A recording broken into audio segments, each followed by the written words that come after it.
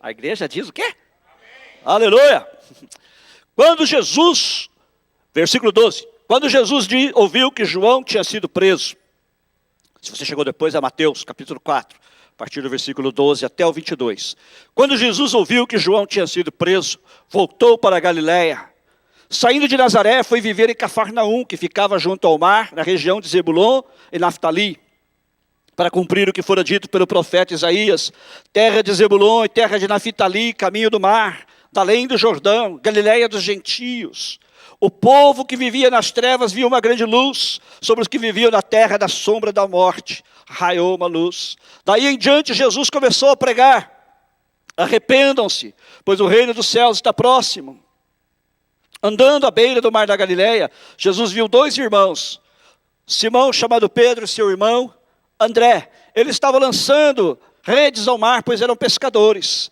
E disse Jesus: sigam-me, e eu os farei pescadores de homens. No mesmo instante, eles deixaram as suas redes e o seguiram.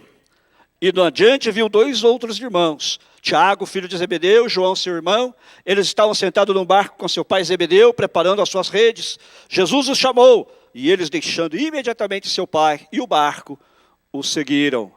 Amém. Estamos na terceira mensagem da série, Ensinos de Jesus. Semana passada falamos sobre como vencer a tentação. Hoje vamos meditar sobre os dois chamados de Jesus: arrependa-se e ganhe outros. Logo após vencer as tentações do diabo, Jesus volta para Nazaré, da Galiléia, onde ele havia sido criado, e ali começa o seu ministério. E dali, Jesus vai morar em Cafarnaum, uma cidade à beira do mar da Galiléia. Este mar, na verdade, é um lago, também chamado Lago de Genezaré. Ao chegar a Cafarnaum, Jesus começa a pregar o evangelho e a recrutar discípulos. Vemos aqui os dois chamados feitos por Jesus. O primeiro chamado é para arrepender-se. Versículo 17. Arrependam-se, pois o reino de Deus está próximo. O primeiro chamado de Jesus consiste em um mandamento: arrependa-se. Deixe os seus próprios caminhos e volte-se para Deus. Em que caminhos você está andando? Nos seus próprios caminhos ou nos caminhos de Deus? Reverta a sua direção. Pare de andar longe de Deus e comece a andar em direção a Deus. Isso é arrepender-se. Comece a aproximar-se de Deus.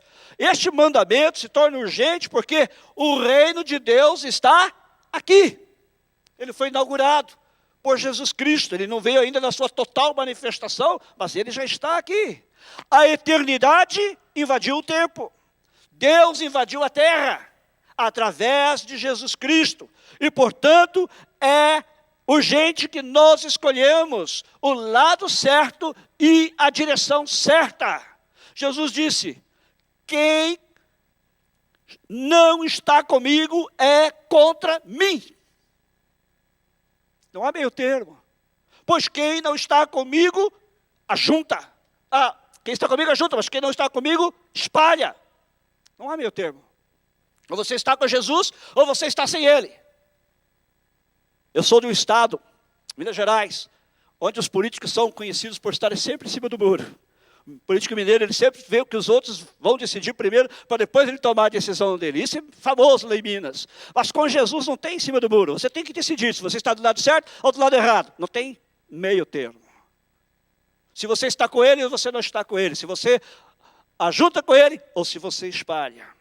Alguém uma vez me perguntou se eu acredito em alienígenas, aliens. E numa invasão alienígena da Terra. Sim, eu acredito. E ela já aconteceu. Deus invadiu a terra na pessoa de Jesus Cristo, amém? Jesus não era homem, mas ele se fez homem e veio à terra para nos salvar. Aleluia. Alguém me perguntou outro dia se crer em Jesus é só acreditar nele. Não. Crer em Jesus é muito mais do que só isso. Crer em Jesus é primeiro crer que ele morreu na cruz pelos seus pecados. que Ele morreu no seu lugar, para que você não vá para o inferno, mas tenha a vida eterna, se você o confessar como seu Salvador e Senhor. Eu tenho uma boa notícia e uma má notícia para você. A má notícia é que você está condenado ao inferno. Jesus disse que Ele não veio à terra para condenar o mundo, porque o mundo já está condenado. Mas Ele veio para salvar. E a boa notícia é exatamente essa, que Deus amou você de tal maneira que Ele deu o Filho dEle, Jesus, para morrer por você. Para que se você crer nele, você não pereça, mas tenha a vida eterna. Em primeiro lugar, então, é crer que Jesus morreu na cruz. Em segundo lugar, crer em Jesus é confiar nele de todo o seu coração, como seu único Senhor. É não ter nenhum outro Deus na sua vida. Seja o Deus que for, talvez para algumas pessoas, deuses podem ser ídolos, falsos, imagens de adoração. Talvez para outra pessoa, para você o Deus não seja ídolos, mas sejam coisas, ser apegado às coisas mais do que a Deus. Talvez para outro, Deus é o dinheiro. Jesus disse que há pessoas que servem o dinheiro, e é impossível servir ao Deus verdadeiro se você adora o dinheiro, se você serve o dinheiro. Talvez para outros, o Deus seja você mesmo. Você se coloca antes de Deus, então você está sendo seu próprio Deus. Mas crer em Jesus é confiar nele de todo o seu coração e reconhecer que Ele é o único Senhor. Em terceiro lugar, crer em Jesus é obedecê-lo. Ele diz, se vocês me amam, guardarão os meus mandamentos. João 14,15. Estes mandamentos que ele diz não são os 10 mandamentos. Há pessoas que pensam que guardam os 10 mandamentos e que por fazerem isso serão salvas. A verdade é que ninguém guarda os 10 mandamentos. Você sempre quebra um. E quando você quebra um, você quebra todos, diz a Bíblia. Porque a lei é uma só. E, portanto, ninguém será salvo por guardar os 10 mandamentos. Os mandamentos de que Jesus fala aqui são seus próprios mandamentos. Os mandamentos dele. A sua palavra. Ele diz, se alguém me ama, guardará a minha palavra. E meu Pai o amará, e nós viremos para ele e faremos nele morada. Está em João 14,23. Você não consegue guardar os mandamentos de Jesus da sua própria força. Mas Ele mesmo vai ajudar você a guardá-los, se você tiver a disposição de guardá-los. Olha a promessa de Jesus, se você me ama, meu Pai te amará. E nós, o Pai e eu, viremos morar em você. Em quarto lugar, crer em Jesus é negar-se a si mesmo e seguir a Jesus, levando a sua cruz diariamente. Nós já falamos sobre isso nas 2 últimas mensagens. Né? O verdadeiro crente, porque existe o crente verdadeiro e existe o crente falso. A igreja está cheia de falsos, mas graças a Deus que ainda tem os verdadeiros. Se é verdadeiro, diga aleluia. O verdadeiro crente, o verdadeiro discípulo, morre para os seus próprios desejos. Não é que ele não tem desejos, mas ele morre para eles diariamente. Ele morre para a vontade da sua carne. Irmãos, eu sei muito bem o que a minha carne quer. Você também sabe o que a sua carne quer. Mas ser discípulo verdadeiro de Jesus é morrer para mim mesmo. É negar esses meus desejos. É negar esta minha vontade, a vontade da minha carne. E com a ajuda de Deus, colocar Jesus em primeiro lugar. Você pode dizer amém a isso? Amém. Se você ainda não recebeu a Jesus, você não está andando com Ele, você precisa se arrepender. Se você diz que é crente, vem à igreja. Eu sou crente porque eu venho à igreja. Outro dia eu perguntei a uma pessoa assim, que igreja você vai lá no Brasil? Você ia alguma igreja? Qual igreja você vai? Aí ele pensou, olhou para a esposa, qual igreja mesmo que a gente ia? Hello! Ela foi honesta, a católica. Ele não sabia nem a igreja, que é a maior igreja do Brasil é a igreja católica, ele nem sabia. Mas tem gente que vê a igreja e pensa que por estar na igreja é crente. Não, se você dormir na garagem da sua casa, você vira um carro? Não, claro que não. Você pode dormir, alguém que já dormiu em garagem alguma vez? Já? Não, né? Mas tem gente que dorme, tem gente que aluga a garagem, né? Eu cheguei aqui nos Estados Unidos, hoje é menos comum ainda, que fazem isso também. Era comum, muitas pessoas que não tinham dinheiro alugarem garagens. Mas você dormir na garagem não transforma você num carro. Da mesma maneira, vir à igreja não transforma você num verdadeiro crente, não transforma você num verdadeiro discípulo. É você seguir a Jesus, negar-se a si mesmo, crer nele como seu Senhor e Salvador e tomar a sua cruz diariamente, que faz de você um verdadeiro discípulo de Jesus. Amém? O segundo chamado de Jesus é para sermos pescadores de homens. Depois de dizer, arrependa-se, ele vai, encontra alguns homens, no versículo 19, e ele diz, sigam-me, e eu os farei pescadores de homens. Uau! William Barclay diz que no tempo de Jesus, o mar da Galileia estava repleto de barcos de pesca. Havia 3 métodos de pescaria. Quem é que gosta de pescar? Ok, 3 ou 4. Esse aqui não é muito o meu métier, por isso eu tive que estudar bastante para aprender, ok? Havia no tempo de Jesus 3 métodos de pesca. O primeiro era pescar com anzol. Creio que esse é o mais fácil, qualquer pessoa pode fazer, até eu que sou leigo, né? Segundo, havia pescaria com a rede de lançar, que nós no Brasil chamamos de tarrafa. Todo mundo deve saber o que é uma tarrafa, senão, essa rede, tarrafa, ela era circular, podia ter cerca de 3 metros de diâmetro, ela era jogada na água a partir da terra, ou então da água rasa, na beirada do lago. Não é? Ela tinha pesos de chumbo na sua circunferência, por isso também é chamada em algumas regiões do Brasil de chumbeira. Não é? E aquele peso, então, fazia com que ela descesse, ela afundava no mar e cercava os peixes. Depois ela era arrastada, ela era puxada na água, né? E os peixes ficavam presos nela. Este era o tipo de rede que Pedro e André, e Tiago e João estavam manuseando quando Jesus os viu. Diz que Pedro e Tiago, né? Pedro e André estavam lançando redes ao mar, esse tipo de rede, tarrafa. E também os irmãos Tiago e Zebedeu estavam consertando ou preparando as redes, também eram tarrafas, ok? Mas havia um outro tipo de pescaria, que era com a rede varredora, ou, quem é carioca sabe, a rede de arrastão, porque acontece demais nas praias por causa dessa rede. Não é? A rede varredora, ou rede de arrastão, que era usada a partir de um barco, ou melhor, de 2 barcos. Não é? Ela era lançada na água com cordas nas 4 pontas. Essa é assim, tipo retangular. Né? Essa era usada muito lá em Minas. Eu lembro que lá que meu pai pescava muito e usava essa rede. Então ela tinha cordas nas 4 pontas que eram presas nos barcos, certo? E ela também tinha peso no fundo para fazer com que ela ficasse, por assim dizer, em pé, certo? Na água. Então, quando os barcos eram remados com a rede atrás deles, esta rede assumia uma forma de cone. E nesse cone os peixes eram apanhados e trazidos para o barco. Este é o tipo de rede que Jesus menciona na parábola da rede. Ok? Então, Jesus estava andando ali ao lado do lago, ou do mar da Galileia. E quando ele estava andando, ele viu aqueles 2 irmãos. Depois ele viu outros 2 irmãos e chamou esses irmãos, Pedro e André. E depois Tiago e João. Não foi a primeira vez que Jesus os viu. Eles já tinham se encontrado antes. Conforme João, lá no Evangelho de João, alguns deles já eram discípulos de João Batista. Ok? Sem dúvida, eles já tinham conversado com Jesus antes. E Jesus já tinham também ouvido Jesus ensinar. Mas, neste momento, veio o desafio, de uma vez por todas, para deixarem seus barcos e redes e o seguirem.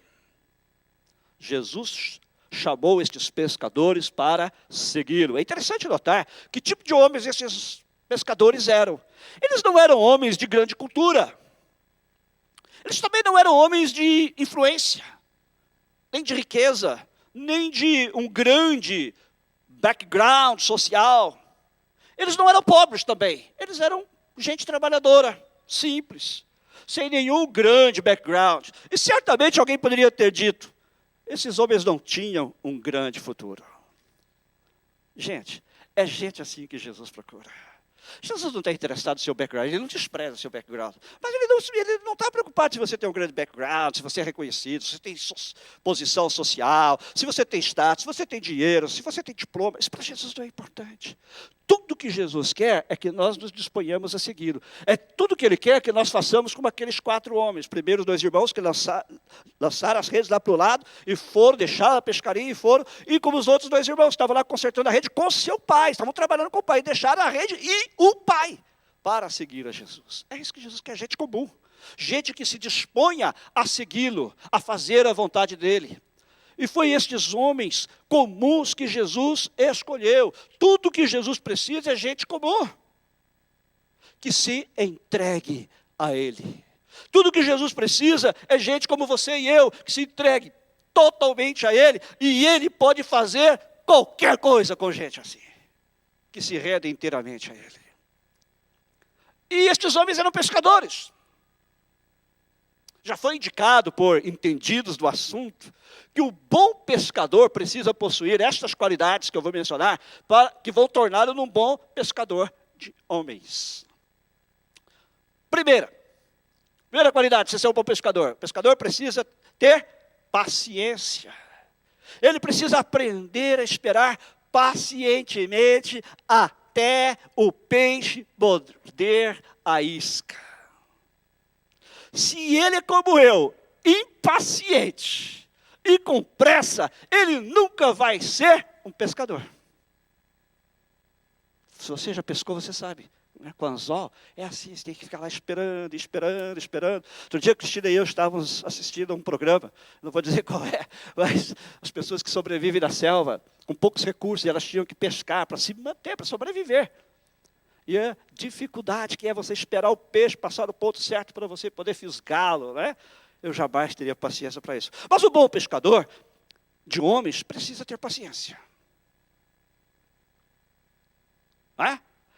É raras vezes em que você vê, através da pregação e do ensino da palavra de Deus, resultados rápidos.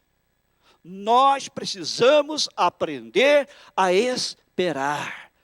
O bom pescador de homens precisa ter paciência. Segundo lugar, o bom pescador de homens precisa ter perseverança. Ele precisa aprender a nunca ficar desanimado, mas sempre tentar de novo. Se o pescador desanima, ele vai para casa de mãos vazias. Da mesma forma, nós quando pescamos homens, o bom pregador, e pregador que estou usando no sentido genérico, todos nós somos pregadores do Evangelho, certo? Não deve ficar desanimado quando nada parece acontecer. Parece que você fala de Jesus para a pessoa, fala e nada acontece. Não desanime, você sempre precisa estar pronto para tentar novamente. Enquanto eu preparava essa mensagem, eu me lembrei de mim mesmo. O pescador que me pescou para Jesus foi muito paciente e ele foi perseverante. Esse camarada aqui era duro de coração, gente, vocês não imaginam. E foi uma semana, e foi um mês, meses que viraram um ano, e foi ano que viraram anos. Só foi dar fruto depois de uns 3 anos. Esse peixe era duro. Esse peixe, para pegar a isca aqui, ele era duro. Mas um dia, ele foi fisgado. O pescador precisa ter perseverança. Em terceiro lugar, terceira qualidade, o pescador precisa ter, ele precisa ter coragem. Como diz aquela música das crianças, meu barco é pequeno e grande é o barco. Bom, eu não vou cantar, só vai todo mundo se afastar daqui, né? O pescador precisa estar pronto para se arriscar e para encarar a fúria do mar e do vento. Quando Jesus chamou aqueles homens, como eu disse, ele estava ali no Mar da Galileia. O Mar da Galileia, por ser cercado de montanhas, é um mar muito sujeito a tempestades. E você vê em várias ocasiões Jesus lidando com tempestade no Mar da Galileia. Quando você sai para pescar homens, não é diferente, você tem que estar pronto para enfrentar a fúria dos homens e do diabo. A força do vento contrário a você. O bom pregador, e de novo, pregadores somos todos nós, precisa estar consciente de que sempre existe um perigo em falar a verdade aos homens. O homem que fala a verdade, frequentemente correrá risco quanto à sua reputação e à sua vida. Veja os discípulos de Jesus, eles foram acusados de bêbados, eles foram acusados de transtornar o mundo, a reputação deles era, aos olhos dos homens, era péssima. E ainda correram risco de vida, e alguns deles chegaram até a ser mortos. E assim, olha, eu vou falar uma coisa para você. Se o diabo não está te atacando, é porque você deve estar muito acomodado na vida espiritual. Começa a pregar Jesus para você ver. Começa a falar de Jesus para as pessoas do seu trabalho, da sua família, para os seus amigos, e você vai ver o que vai acontecer. A oposição vai se levantar contra você. Mas o Jesus que acalmou o mar vai dar vitória a você, amém? Ele vai dar a vitória e você verá os resultados, se você aguardar com paciência. A quarta qualidade do pescador é que ele precisa ter um olho para o momento certo, né? O pescador sábio sabe muito bem que há ocasiões que não adianta pescar. Tem certos peixes, não é, que eles se escondem lá nas locas, como dizem em Minas, não sei da sua terra assim, debaixo das pedras ali, certos horários. Não adianta você ficar com a vara lá, jogar rede, porque o peixe não vai sair. Então, há o momento certo, você precisa saber o momento certo, né? E o pescador, ele sabe quando jogar a linha, quando jogar o anzol, ou quando jogar a rede. O bom pregador também precisa saber escolher o seu momento. Há ocasiões que as pessoas recebem a verdade, mas há ocasiões quando elas ressentem a verdade, porque você está pregando uma coisa que não agrada às pessoas. Você está dizendo coisas que vão colocá-las em xeque, não é? Então, há ocasiões também que a verdade vai tocar as pessoas, mas há ocasiões quando a verdade vai endurecer as pessoas na sua oposição à verdade. Então, o sábio pregador sabe que há uma hora de falar e há uma hora de calar-se. Às vezes é melhor você demonstrar o amor de Deus com atitudes, com ações, do que você falar. Há momentos que a pessoa vai ser mais tocada pelo exemplo de vida que você dá e pelo serviço que você presta a ela, a gente já falou sobre isso aqui, servir as pessoas, do que por aquilo que você fala. Então, a gente precisa ser sábio e pedir sabedoria e discernimento a Deus para você qual é o momento de falar, qual é o momento apenas de ficar calado e simplesmente servir a pessoa da melhor maneira possível. A quinta qualidade é que o pescador precisa adaptar a isca ao peixe. Tem peixe que é atraído por um tipo de isca, e tem peixe que é atraído por outro tipo de isca. Paulo disse que ele se tornou todas as coisas para com todos os homens, para ver se por acaso ele poderia ganhar alguns. Ele diz, tornei-me tudo para com todos, para de alguma forma salvar alguns. Olha que tremendo.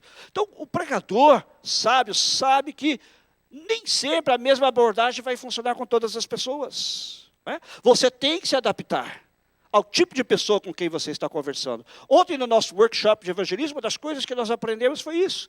Conversar com diferentes pessoas, diferentes religiões, diferentes backgrounds, diferentes culturas.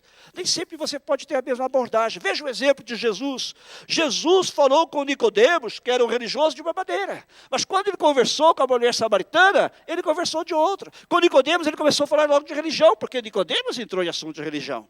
Era um assunto de Nicodemos, era a vida de Nicodemos. Mas com a mulher samaritana, Jesus começou a falar da necessidade dela. Ela tinha ido ao poço para buscar água, e Jesus começou a falar de água com ela. E dali ele conduziu o assunto para coisas espirituais. E ele ganhou tanto Nicodemos, como também a mulher samaritana. Agora, às vezes você também tem que reconhecer a sua própria limitação. Você pode descobrir que há certas esferas nas quais você pode trabalhar, e há outras nas quais você não pode. E talvez, em alguns casos, você precisa recrutar a ajuda de outros, que talvez vão ter mais penetração com aquele tipo de pessoa que você está tentando alcançar. E, finalmente, a última qualidade é que o pescador sábio precisa manter a si mesmo fora da vista. Tá? Se ele interpõe a sua presença, até mesmo a sua sombra, o peixe certamente não vai morder. Só lá em Minas Gerais é que tem peixe curioso. Porque lá em Minas Gerais tem umas pessoas que matam peixe com um pedaço de pau. Eles colocam o rádio na canoa e quando os peixes saem para ouvir a música, eles dão uma paulada na cabeça do peixe. Estou brincando. Se você mostra a sua presença, o peixe foge. Até a sua sombra assusta o peixe. Às vezes ele está no pontinho de morder a isca e você faz um movimento, ele vê a sua presença e ele foge. Tá? O pregador sábio vai sempre procurar apresentar aos homens, não a si mesmo, mas a Jesus Cristo. Amém? O seu alvo é fixar os olhos das pessoas, não em si mesmo, mas naquele que está além dele, Jesus. Amém? Eu quero lhe contar a parábola dos pescadores sem peixe. Era uma cidade que ficou conhecida como a cidade dos pescadores que não pescavam. E havia muitos peixes nas águas em volta. Na realidade, toda a área era cercada por rios e lagos cheios de peixes, todos famintos. Semana após semana, mês após mês, ano após ano, os pescadores se reuniam para conversar sobre seu chamado para pescar, sobre a abundância de peixes e sobre como deveriam pescar. Ano após ano, eles definiam cuidadosamente o que significava pescar, defendendo a pesca como uma ocupação, e declaravam que pescar era sempre a principal função dos pescadores.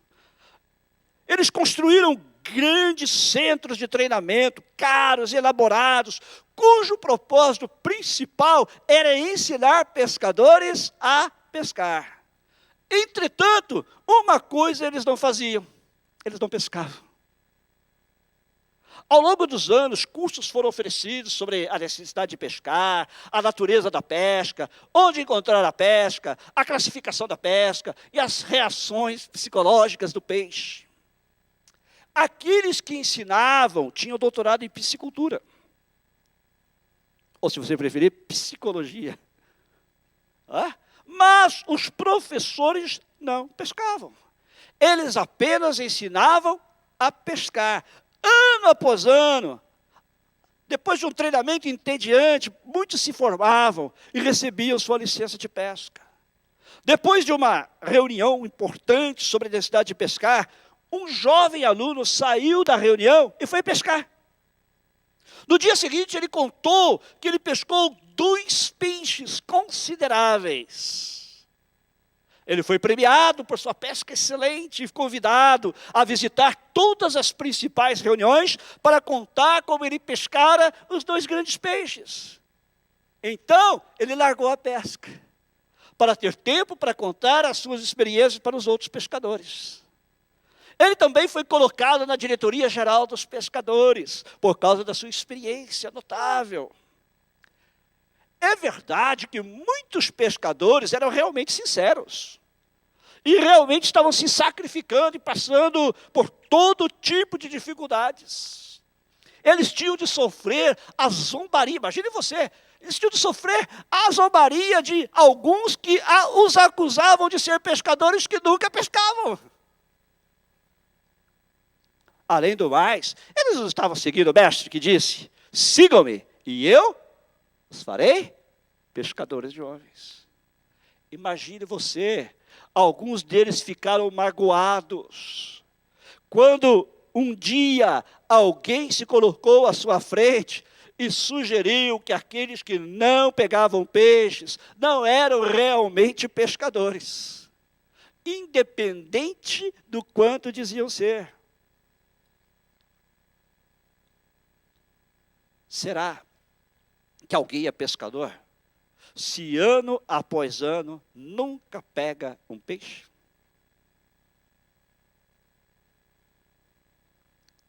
Sigam-me e eu os farei pescadores de homens. Eu quero concluir essa mensagem com 4 perguntas. Primeira, você já se arrependeu dos seus pecados? Se você não recebeu a Cristo, você está condenado ao inferno. É a palavra de Deus que diz isso.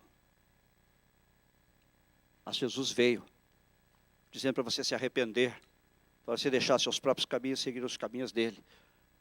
Você se voltar da sua própria maneira de pensar para a maneira de pensar de Deus e segui-lo. Mas você que é crente, você também já se arrependeu dos seus pecados? Porque às vezes a gente está tentando fazer as coisas do nosso jeito, e não do jeito de Deus.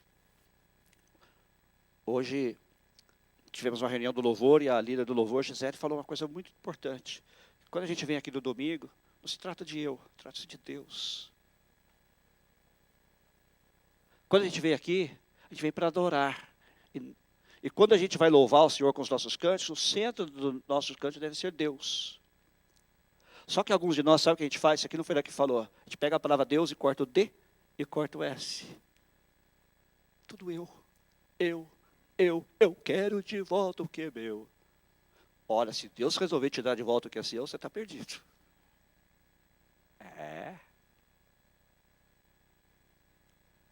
Durante a semana, como ela disse, você pode cantar as músicas de vitória. Mas aqui a gente veio para adorar a Deus. Na sua vida pessoal, você tem buscado honrar o Senhor? Ou você faz as coisas do seu jeito? Eu. E quando é Deus, você só pensa eu. Como é que Deus pode beneficiar o meu eu? Você já se arrependeu dos seus pecados? Segunda pergunta. Você está realmente se afastando dos seus pecados e se voltando para Deus todo dia?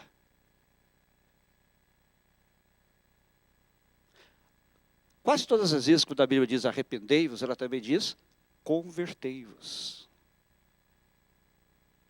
Significa que você reconhece que você está em erro para com Deus, você está em falta, você confessa, e agora você se converte, você passa a andar com Deus. Estava andando na sua própria direção, do seu jeito, agora você passa a andar com Deus do jeito de Deus, indo para onde Ele quer que você vá. Terceira pergunta, você está seguindo Jesus?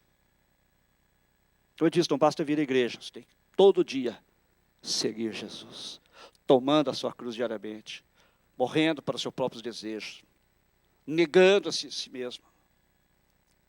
Pastor, isso não é fácil. E não é mesmo, Jesus mesmo falou, é difícil.